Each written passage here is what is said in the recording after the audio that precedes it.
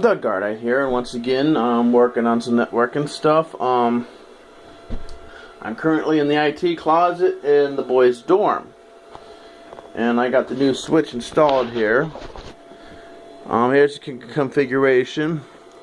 The original setup was this HP ProCurve 2524, which is 24 ports, all 100 base, and it also has a J44131B gigabit SX transceiver module. Okay. And originally the access point came from this cable plugged into port 18, and it had this 48-volt injector plugged into it, so it'll power the access point over the network cable. Now the new setup is we got this ingenious EGS 5212FP PoE gigabit switch, PoE plus gigabit switch I should say. It features 8 gigabit ports that are powered, and has 2 ports here for forget what they call those. They're meant to be linking additional switches together, I guess. And then we got 2 expansion slots here for transceiver modules, and as you can see, I'm using both transceiver modules because this fiber here is in SC to ST, I think it is SC to ST. Goes to that fiber patch panel, which is a fiber that goes all the way up to the boys' dorm, not boys' dorm, my office. It goes to the tabernacle to the dining hall, and then dining hall to my office. Direct fiber patch.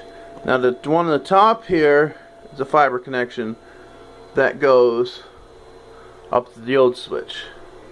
Now fiber is kind of an overkill. The reason why I chose to use fiber here was because it was actually cheaper using fiber than buying a new transceiver port for this thing. I mean, I could have got some used ones on eBay, but the cost of getting the fiber cable and another module was not that much more expensive than buying an old used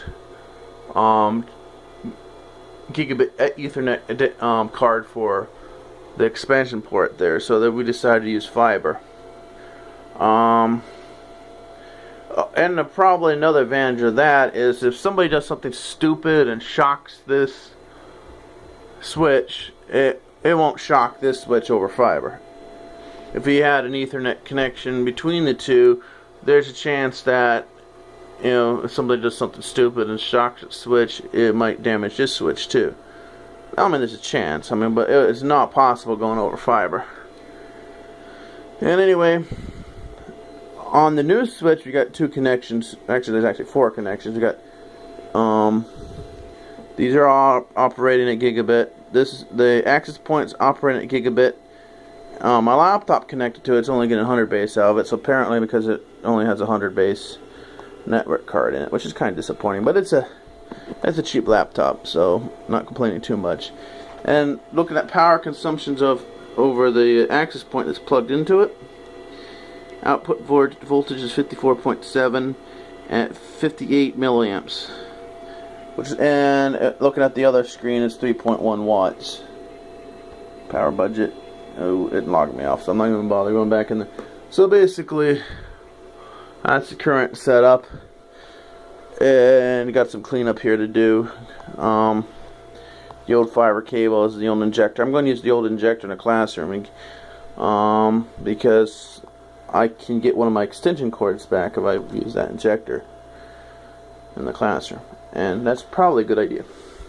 Anyway, this is Doug. I'm signing off. We're pretty much done down here, and I gotta get the other switch programmed, and then we got to plan on how to install the access points. Everyone take care.